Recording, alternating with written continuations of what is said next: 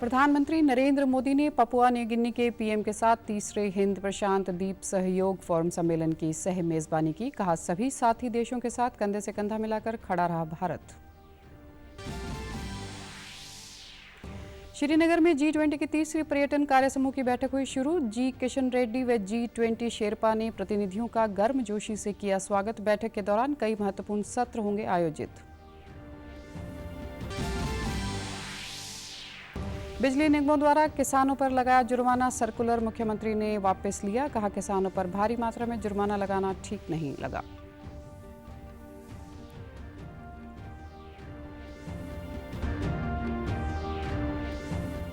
और selfie with doctor अभियान के प्रति देश विदेश के लोगों का बढ़ा रुझान। 15 दिनों में 42,000 नई सेल्फी हुई अपलोड।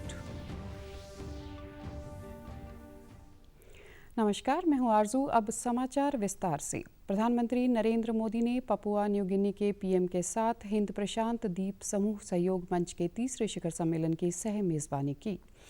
2014 में गठित इस मंच में भारत और प्रशांत द्वीप के 14 देश शामिल हैं। इस दौरान प्रधानमंत्री नरेंद्र मोदी ने कहा कि भारत अपनी क्षमताओं के अनुरूप सभी साथी देशों की मदद करता रहा है।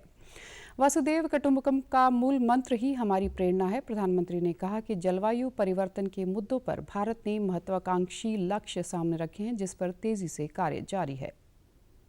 भारत इस चुनौतीपूर्ण समय में अपने पैसिफिक आइलैंड मित्रों से कंधा मिलाकर खड़ा रहा। भारत में बनी वैक्सीन हो या जरूरत की दवाइयां, गेहूं हो या चीनी, भारत अपनी क्षमताओं के अनुरूप सभी साथी देशों की मदद करता रहा। क्लाइमेट चेंज के मुद्दे पर भारत ने महत्वाकांक्षी लक्ष्य सामने रखे हैं। मुझे खुशी है कि हम इन पर तेजी से काम कर रहे हैं। पिछले साल यूएन सेक्रेटरी जनरल के साथ मैंने लाइफस्टाइल फॉर एनवायरनमेंट लॉन्च किया। मैं चाहूंगा कि आप सभी भी इस मूवमेंट से जुड़े। पीएम मोदी ने मोटा अनाज वर्ष पर कहा कि भारत ने मोटे अनाज को श्री अन्न का दर्जा दिया है। मिलेट स्थायी खाद्य सुरक्षा को सुनिश्चित करने में मदद करेगा। पीएम मोदी को फिजी का companion of the order of Fiji award से नवाजा गया। वहीं पपुआ न्यू गिनी के प्रधानमंत्री जेम्स मेरापे ने पीएम मोदी की सराहना करते हुए कहा कि वे ग्लोबल साउथ के प्रमुख नेता के रूप में उभरे हैं। प्रधानमंत्री नरेंद्र मोदी ने जिनेवा में आयोजित 76वीं विश्व स्वास्थ्य सभा को वर्चुअली संबोधित किया। उन्होंने कहा कि कोविड महामारी के दौरान भारत ने 100 से ज्यादा देशों को 30 लाख से ज्यादा टीके दिए। उन्होंने कहा कि विश्व स्वास्थ्य संगठन को यह सुनिश्चित करना चाहिए कि सभी देशों के पास बराबर संसाधन हों। The pandemic also highlighted a need to boost global health equity. During a crisis, India showed its commitment to international cooperation. We shipped almost 300 million doses to over 100 countries. Many of these countries were from the global south. I'm sure that supporting equal access to resources will be a top priority for the WHO in the coming years. G20 तीसरे पर्यटन कार्य समूह की बैठक श्रीनगर में आज से शुरू हो गई है। केंद्रीय पर्यटन और संस्कृति मंत्री जी किशन रेड्डी और G20 शेरपा अमिताभ कांत ने बैठक में भाग लेने वाले प्रतिनिधियों का श्रीनगर हवाई अड्डे पर गर्मजोशी के साथ स्वागत किया। बैठक में फिल्म पर्यटन को बढ़ावा देने के लिए रणनीतियों पर ध्यान केंद्रित करते हुए 2 महत्वपूर्ण कार्य सत्र आयोजित किए जाएंगे। आर्थिक विकास और सांस्कृतिक संरक्षण के लिए फिल्म व पर्यटन और पारिस्थितिक पर्यटन पर भी सत्र आयोजित किए जाएंगे। बैठक का उद्देश्य आर्थिक विकास को मजबूत करना, सांस्कृतिक विरासत को संरक्षित करना और क्षेत्र के सतत विकास को बढ़ावा देना है। बैठक के दौरान प्रतिनिधि राज्य सरकार द्वारा आयोजित कला और शिल्प बाजार का भी दौरा करेंगे, जिसमें स्थानीय हस्तशिल्प कारीगरों के काम, सामुदायिक भागीदारी के महत्व को प्रदर्शित किया जाएगा।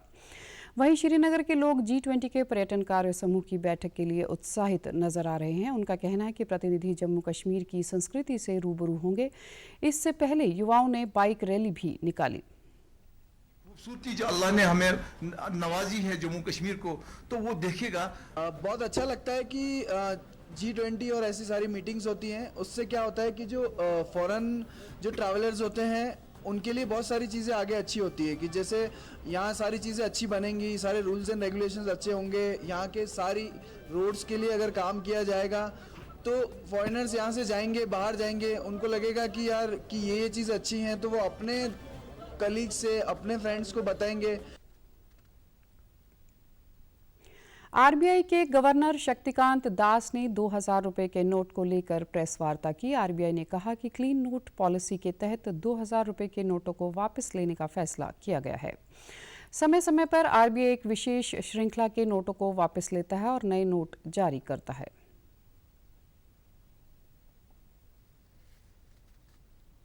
The 2000 rupee notes were introduced with a specific purpose, with a primary purpose, let me say, with a primary purpose to put back that much value into the system. And a decision was taken to adopt 2000 rupee notes, because if you do, currencies of lower denominations in the same amount of time required for printing, with the same paper, with the same capacity of printing, you could have only printed lower value of currency. So 2000 means higher value of currency was printed and supplied. So it was introduced with the primary purpose of replenishing the currency which had been declared, currency in the context of the 2016 November measure which was undertaken by the government at that time. That purpose has been fulfilled. RBI governor ने कहा कि note बदलने के लिए 4 महीने का समय तय किया गया है। बिना किसी हड़बड़ी के आप अपने नोट बदलवा सकते हैं। मुख्यमंत्री मनोहर लाल ने कल चंडीगढ़ में प्रेस वार्ता कर बिजली निगमों द्वारा किसानों पर लगाए जुर्माना सर्कुलर को वापस ले लिया। उन्होंने कहा कि निगमों द्वारा जारी इस सर्कुलर से किसानों पर बहुत बड़ा जुर्माना तय हो रहा है। इस सर्कुलर में जुर्माने की राशि 6 लाख रुपए तक बना दी गई थी, जो पहले 2000 से 20,000 रुपए तक लगता था। उन्होंने कहा कि यह सर्कुलर HERC द्वारा की गई सिफारिश पर जारी किया गया था। सरकार किसानों से ट्यूबवेल की बिजली का बिल 10 पैसे प्रति यूनिट ले रही है, लेकिन भारी मात्रा में जुर्माना लगाना ठीक नहीं लगा।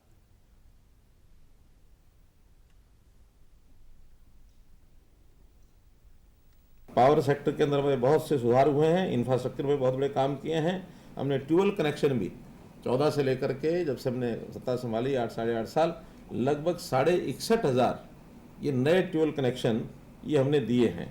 और जिन्होंने अप्लाई किया हुआ था कनेक्शन के लिए, जब ये सोलर की स्कीम आई है तो कुसुम ऑफलाइन सेलर, लेकिन अगर ये कुसुम ऑफलाइन सोलर ना होता तो आखिर उनको भी बिजली के कनेक्शन हमको देने पड़ते। मुख्यमंत्री ने कहा कि प्रदेश के अति गरीब परिवार जिनके बिजली के कनेक्शन कट गए हैं और सालाना आय 1 लाख से कम है, ऐसे परिवारों के बकाया को माफ करके उन्हें बिजली के कनेक्शन तुरंत दिए जाएंगे। उन्होंने कहा कि इस वर्ष के अंत तक सभी गांवों में इंफ्रास्ट्रक्चर व अन्य कमियों को दूर करके 24 घंटे बिजली आपूर्ति के दायरे में लाया जाएगा। आगामी 24 से 26 मई तक महेंद्रगढ़ में जन संवाद कार्यक्रम का आयोजन किया जाएगा। हमने जो 1 लाख रुपए की इनकम से नीचे के अंत्योदय परिवार हैं, 1 लाख रुपए इनकम वाले, सालाना वाले, ऐसे लगभग ये 7 लाख परिवार हैं। लेकिन उन 7 लाख परिवारों में से कुछ परिवार ऐसे हैं जिनके जो कनेक्शन कटे हुए हैं, उसका भी एकदम हिसाब तो नहीं लगा, लेकिन उसकी स्कीम हमने बनाई है केवल इसको देखते हुए कि हम लोग उनके बिजली के जो बिल हैं उनको माफ़ करें। तो हमने उसका जो प्रिंसिपल अमाउंट है, उस प्रिंसिपल अमाउंट का 50% वेव करने के लिए कहा है। और दूसरा, ऐसे परिवारों का मैक्सिमम एवरेज बिल जो 1 साल का होता है उतना ही लिया जाएगा। गृह मंत्री अनिल विज ने एनआईए, सीआईडी, सेना, एयरफोर्स, हरियाणा, पंजाब पुलिस और रेलवे पुलिस के अधिकारियों के साथ नशे पर रोकथाम और सुरक्षा को लेकर अंबाला में अहम बैठक की। इस दौरान अनिल विज ने कहा कि प्रदेश को सुरक्षित बनाने के जो सुझाव व जानकारियां मिली हैं उस पर काम किया जाएगा। उसमें पंजाब पूरी तरह सहयोग कर रहा है। पिछले दिनों अंबाला में ग्रेनेड भी मिले, उसको लेकर भी बातचीत की गई। अनिल विज ने बताया कि हमने काफ़ी कुछ आज इस बैठक में जाना है, उस पर मिलकर ब्लूप्रिंट तैयार किया जाएगा। इस प्रकार से अपनी स्टेट को भी और अंबाला को भी हम उसके लिए क्या क्या कदम उठाएं, सभी ने बहुत अच्छे जैसे सारों के पास जानकारी थी वो वहाँ पर यहाँ पर शेयर की है। और जल्दी ही हम इसके फर्दर हमने क्या क्या कदम उठाने हैं उसके बारे में एक ब्लूप्रिंट तैयार कर देंगे। आज की जो इन्फॉर्मेशंस दी गई है उसको मद्देनज़र रखते हुए और हम हर जो मुमकिन कदम है वो हम उठाएंगे।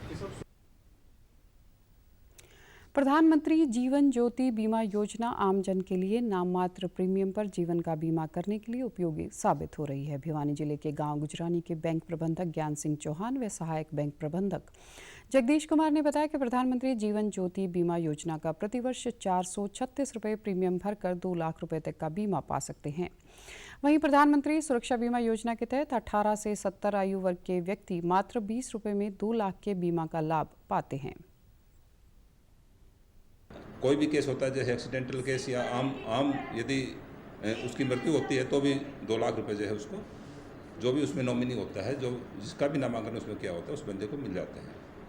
तो उससे सबसे बड़ा तो बेनिफिट यही है कि भाई एक तरफ तो क्या है कि जब बंदा जो एक्सपायर हो जाता है तो उसके जो आश्रित हैं तो वो दर की ठोकरें न खाएँ और इस राशि से वो मतलब उनको बेनिफिट मिल जाता है और इसी राशि से वो अपना जीवन यापन करने के लिए कोई अपने नए किसी उसमें इन्वेस्टमेंट कर सकते हैं। उस पैसे को लगभग 1600 के करीब हैं जो कि हैं और हमारी कोशिश ये रहती है और हम सबको इस चीज़ के लिए मनाते हैं और कहते भी हैं कि भाई ये मामूली से इस प्रीमियम देने से और आप लोगों को इतना बेनिफिट मिलता है तो ये कोई, क्योंकि केंद्र सरकार की एक ऐसी योजना है कम से कम इसमें भाई अमीर गरीब ऐसी कोई बात नहीं है।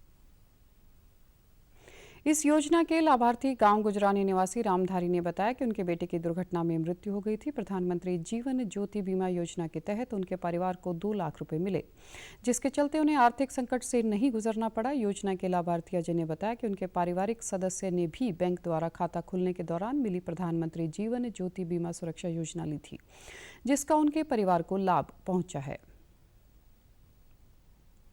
मेरे लड़के का बीमा करवाया था मैंने, जिसमें 2 लाख रुपए मिलते हैं ना मृत्यु के बाद, तो बैंक ने तुरंत दिए और बहुत बढ़िया योजना है सरकार की। सरकार गरीबों की मदद करती है और उसकी बीमा की नाम मात्र राशि है, कोई खास राशि नहीं है, लेकिन उसका लाभ बहुत ज़्यादा है और मैं चाहता हूँ कि गांव के लोग इस योजना से अधिक जुड़े। प्रधानमंत्री जीवन ज्योति योजना। प्रधानमंत्री नरेंद्र मोदी के मन की बात कार्यक्रम की 100वीं कड़ी में सेल्फी विद डॉक्टर के संस्थापक सुनील जागलान से बातचीत करने के बाद देश विदेश के लोगों में इसके प्रति दिलचस्पी बढ़ गई है। सुनील जागलान ने बताया कि इस कार्यक्रम के बाद उसके पास ढेरों कॉल आ रहे हैं। सेल्फी विद डॉक्टर अभियान काफ़ी चर्चित हो गया। इसका अंदाज़ा इस बात से लगाया जा सकता है कि पहले जहां साल भर में कुल 40,000 सेल्फी अपलोड थी, वहीं अब पिछले 15 दिनों में करीब 42,000 नई सेल्फी उनके ऑनलाइन म्यूजियम में अपलोड हुई हैं। इनमें 8,000 से अधिक सेल्फी विदेश से आई हैं, जिसमें सबसे अधिक पड़ोसी देश नेपाल से हैं। सुनील जागलान ने बताया कि नेपाल के अलावा America, England, Poland, Germany, Bhutan और कनाडा से भी सैकड़ों सेल्फी विद डॉक्टर आई हैं। 9 जून को हर साल सेल्फी विद डॉक्टर डे के रूप में मनाया जाता है।